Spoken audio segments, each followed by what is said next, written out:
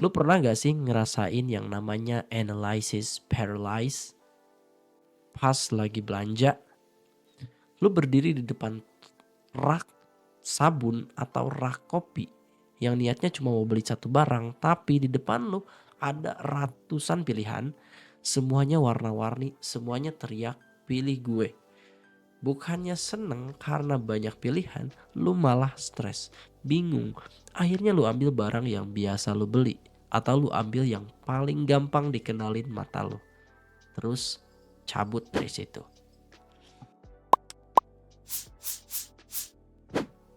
Di video sebelumnya, gua bilang kalau packaging itu adalah salesman bisu.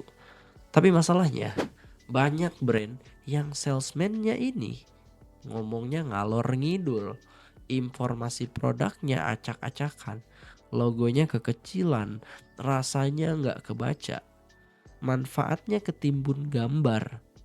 Konsumen itu sibuk, mereka nggak punya waktu buat mecahin teka-teki kemasan lu. Kalau dalam 3 detik mereka gak ngerti lu jualan apa, mereka bakalan geser ke kompetitor lu. Disinilah kita butuh ilmu yang namanya packaging arsitektur. Dulu gue mikir kalau mendesain kemasan itu kuncinya cuma estetika.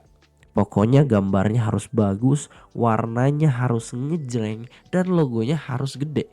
Gue sering lihat desainer atau bahkan klien yang naruh elemen desain secara asal-asalan, asal taruh aja, cuma ngisi kekosongan.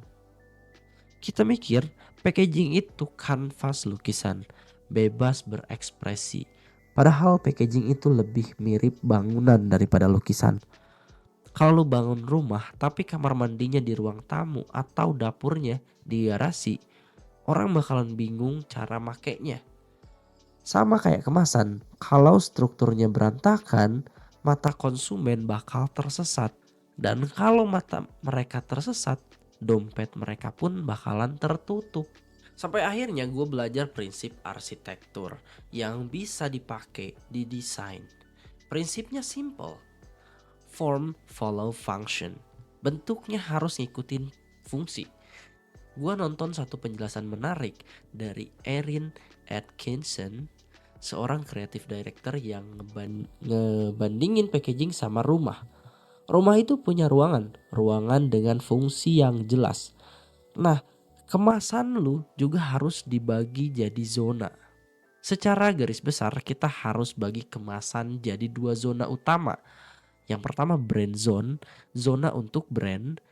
Ini tempat logo, warna identitas, dan elemen yang brand lo banget. Tujuannya biar konsumen tahu siapa brand lo. Dan yang kedua adalah product zone, zona produk. Ini tempatnya varian rasa, foto produk, dan juga benefit dari produk tersebut. Tujuannya biar apa? Biar konsumen tahu apa yang lo jual. Tanpa pembagian zona ini, mata konsumen bakal capek scanning kemasan lo. Nah, cara ngatur zona ini ada seninya. Ada 3 sistem arsitektur yang biasa dipakai brand-brand besar. Lu harus pilih mana yang cocok buat bisnis lo. Yang pertama, the monolithic system. Si seragam. Ini kayak tentara. Semua produk tampilannya sama persis. Posisi logo, posisi layout yang beda, cuma tulisan kecil di bawahnya. Kelebihan dari sistem ini yaitu gampang banget buat dikenalin di rak. Brand lu kelihatan kuat banget, dan kekurangannya konsumen bakalan susah bedain varian-varian tertentu. Orang harus baca teliti buat tahu bedanya sampo anti ketombe dengan sampo rambut rontok. Misal ini mah ya. Yang kedua, the custom system, si seniman. Ini kebalikannya. Ini kebalikannya dari the monolithic. Setiap varian desainnya beda-beda total. Seolah-olah mereka adalah produk yang beda-beda, yang berdiri sendiri. Kelebihan dari sistem ini bisa sangat emosional dan spesifik. cocok untuk brand yang pengen kelihatan artistik atau butik. Tapi kekurangannya konsumen bingung apakah produk ini dari brand yang sama atau enggak. Alias brand recognition-nya atau pengenalan brandnya cukup lemah.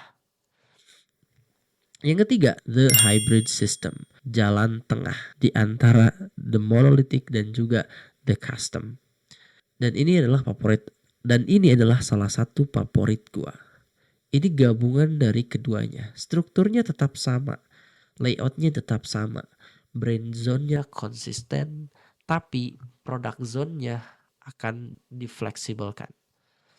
Misal, logo selalu di atas, tetap.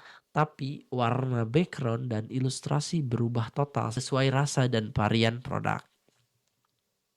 Contohnya banyak di supermarket. Coba lu cari aja sendiri ya.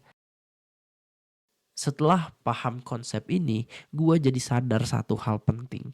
The best product doesn't always win. And the one that communicates the clearest will win. Yang artinya produk terbaik belum tentu menang. Dan yang akan menang adalah produk yang mengkomunikasikannya paling jelas. Dari sini gue berhenti ngelihat desain kemasan sebagai ajang pamer gambar. Gue mulai ngelihat itu sebagai ajang empati. Gue harus kasih sama konsumen gue. Mereka ini capek. Mereka ini buru-buru. Tugas gue sebagai desainer adalah bikin packaging itu hidup. Bikin packaging itu berkomunikasi. Kalau gue pakai sistem monolitik, gue ngebantu customer untuk nemuin brand secara lebih cepat. Dan kalau gue pakai hybrid, gue ngebantu mereka bedain rasa coklat sama strawberry tanpa harus mikir keras. Arsitektur packaging itu bukan soal bikin satu produk jadi cantik, tapi soal bikin navigasi. Lu kayak lagi bikin peta buat mata konsumen. Coba sekarang lu ambil produk lu, atau kalau belum punya, bayangin produk impian lu. Cek arsitekturnya, apakah mata lu loncat-loncat gak jelas pas lihat kemasannya, atau lu udah punya zona yang rapih. Lu bisa ngelihat brand ada di mana, produk ada di mana, dan kira-kira sistem mana yang cocok untuk produk lo. Apakah lu tim monolitik yang seragam atau lu tim hybrid yang fleksibel? Coba diskusiin di kolom komentar. Gua pengen tahu strategi visual lu kayak gimana. Oke, kita udah noise. Thank you udah nonton. Ingat, jangan cuma bikin bungkus, tapi bikinlah arsitektur.